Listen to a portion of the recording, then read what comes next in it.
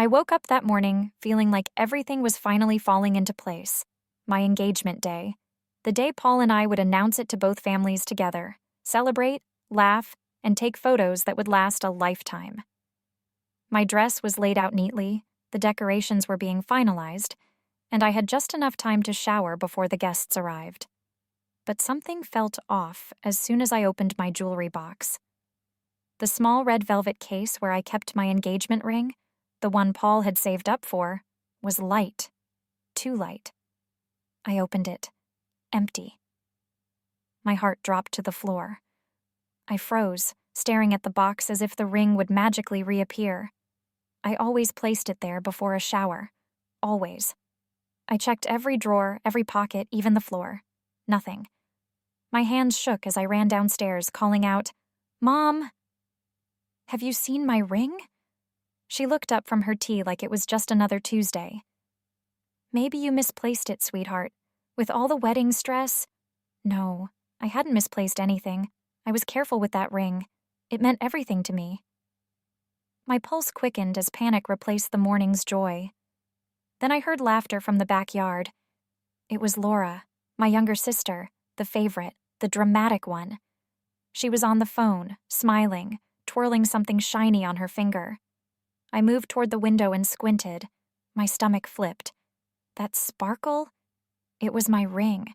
The same 3-carat oval diamond Paul had given me in that quiet Italian restaurant last winter. I ran outside, the screen door slamming behind me. "Laura, what are you doing with my ring?" She turned slowly, flashing that fake sweet smile. "Oh, this? Isn't it gorgeous? Brian proposed to me last night." The world spun around me. I couldn't believe what I was hearing. "That's my ring," I snapped. Laura's eyes flickered, but she kept smiling. "Don't be silly. Brian bought this for me." I stepped closer. "Take it off, now." Just then, our parents came outside. Dad looked confused. Mom looked annoyed. "Why are you two yelling?" I turned to them. "She stole my engagement ring and is pretending it's hers." Laura's bottom lip quivered. "I would never steal from you. Brian gave me this. He loves me." I felt like I was losing my mind. Why weren't they seeing the truth? Mom stepped forward, placing a calm hand on my arm. "Sweetheart, don't ruin your sister's moment. She just got engaged." I pulled away from her. "With my ring?" I looked at Dad, hoping for support. He squinted at Laura's hand. "It does look similar, but maybe the setting's different." "Because she changed it!" I yelled. "Call Paul. Call the jeweler. That ring is mine." Laura's smile was gone now. Her face had turned cold. "Fine," she snapped. "I borrowed it, okay? We didn't have the money, and I knew you'd never notice. You already have everything, the job, the fiancé, the life." The silence that followed was heavy. Mom gasped softly but didn't say a word. Dad avoided my eyes. Laura folded her arms, defiant. "We were desperate," she mumbled. "I didn't think you'd freak out like this." I could barely speak. "You stole from me, Laura. You lied to everyone. And you think I should just be okay with it?" "Let's not make this public," Mom said quickly. "We'll buy you a new ring, even better than the one you lost." I laughed bitterly. That's not the point. The point is, no one's holding her accountable. Again. That night, I stayed at my friend Megan's place. I couldn't even look at my family. My phone buzzed all night with messages from Mom, Dad, even Laura. I ignored every single one. The next morning, I called Crystal Jewelers, where Paul had bought the ring. I asked if anyone had brought it in recently. The man on the phone paused. "Actually, yes," he said. "A young woman named Laura came in to resize a ring yesterday. It matched the serial number from a purchase under Paul's name 4 months ago." My heart pounded. I asked him to send the receipt. Armed with proof, I returned home. My family was in the kitchen, pretending like nothing happened. "Oh, good," Mom said. "You're back. Let's have pancakes and talk." I cut her off. "No pancakes, no talking, Laura. Take off the ring." "We already discussed this," Mom said. We'll get you a new one." "No," I said, placing the jeweler's receipt on the table. "This is my ring. Bought by Paul, confirmed by the store with the serial number. You still want to play dumb?" Laura's face went white. Dad finally spoke. "Laura, is this true?" Laura's voice shook. "I just wanted what she had." She admitted it. She had stolen the ring, changed the setting, and told her boyfriend Brian it was from him. I expected anger from my parents. Shame. But instead, Mom said, "Let's not drag Brian into this. He doesn't need to know. We'll fix it quietly." I stared at her. "He does need to know. He deserves the truth." Dad sat down heavily. "We can replace the ring, Rachel. Let it go." I shook my head. "I'm done letting things go. This time, I'm telling the truth. To everyone." I walked out before they could stop me, holding the proof in my hand. I called Brian.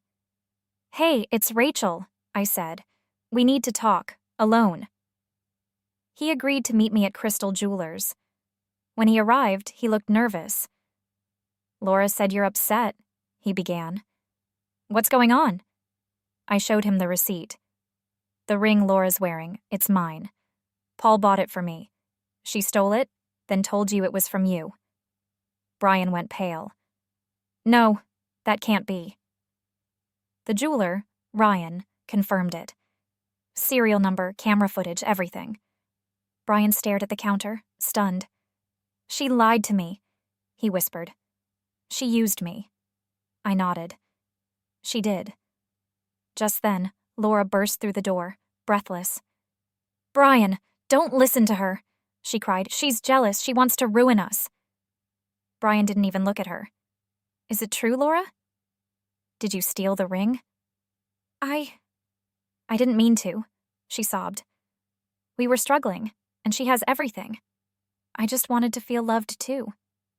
Ryan cleared his throat. "We'll need to report this unless the ring is returned immediately." Brian's voice was cold. "Take it off." Laura hesitated, then slowly slid the ring from her finger. "I can't believe this," Brian said. "We're done." Then he walked out. Back home, the fallout began. Laura locked herself in her room. Mom begged me not to press charges. "She's suffering enough," she said. "She lost everything." "She did that to herself," I replied. Dad looked worn out. "We never should have let her get away with so much. We failed you." I was still angry, but I appreciated his honesty. For the first time, it felt like someone in my family actually saw what I'd been going through. That night, I sat with Paul, showing him the restored ring. "We'll move forward," I said. "No more lies, no more cover-ups." But peace didn't last long. 2 weeks later, I saw Laura's Instagram. She posted a photo in a wedding dress with the caption, "Sometimes betrayal leads to better beginnings." Then another photo, a new ring, slightly smaller with, "Someone better came along." I laughed bitterly. "Really?" I showed Paul. "She's getting married again?" Then a text from Mom. "Please call me. We need to talk." Against my better judgment, I answered. "She's seeing someone new," Mom said. "Eric. He's older, wealthy. He wants to marry her." "Let me guess," I said. "You and Dad approve?" "Not exactly," Mom whispered. Dad showed up the next day, looking tired. "I don't trust this guy, Eric," he said. "But your mom thinks he's a solution. I think he's just a new mess." We talked for hours, about Laura, about the years I spent cleaning up her chaos, about the mistakes they made. "I'm seeing a therapist," Dad said. "I want to fix things with you, if you'll let me." I didn't answer right away, but something in me softened. Maybe not forgiveness, but a first step. Then the doorbell rang. It was Mom. "Laura's getting married in 4 weeks," she said. "We need you there." I wasn't going, but I did attend the annual family gala with Dad, just to support him. That's where Laura made her grand announcement. Dressed in red, holding Eric's hand, she declared to the crowd, "We're getting married in 4 weeks. Destination wedding. Family only. She looked right at me. Well, some family. I didn't flinch. Not anymore. You mean the family who knows your history of theft? I said calmly. Laura's smile vanished. Eric looked confused. What is she talking about? Mom tried to step in, but Dad stopped her. Let her speak, he said. I told Eric everything. The stolen ring, the lie, the broken engagement. Laura shouted, They're just jealous. They hate that I'm finally happy. Eric stepped back. Is that true? Laura reached for him, but he pulled away. You said you were honest, that you'd changed. Laura's voice cracked. I did it for love. Eric shook his head. Love doesn't steal. Then he turned and walked out. Laura dropped to her knees, sobbing. Mom ran after her, but Dad stayed beside me. You okay? He asked. I'm better than I've ever been, I said. For once, I truly meant it. Weeks passed. The wedding was canceled. Eric disappeared. Laura checked herself into rehab after a breakdown. One quiet morning, Dad knocked on my door with Mom beside him. She looked different, smaller. 6 minutes, Dad said softly. That's all she's asking. I nodded. Mom stepped inside. You look beautiful, she said, voice shaking. Thank you. I stayed near the door. Laura's in therapy. I'm seeing someone too, she continued. I failed you, Rachel. Every time I made excuses, every time I acted like love meant ignoring the truth. I was wrong, and I'm sorry. I listened. She didn't ask me to forgive. She didn't demand a second chance. She just stood there, owning her failure. For the first time, I saw something different in her eyes. Regret. Real regret. This doesn't fix everything, I said.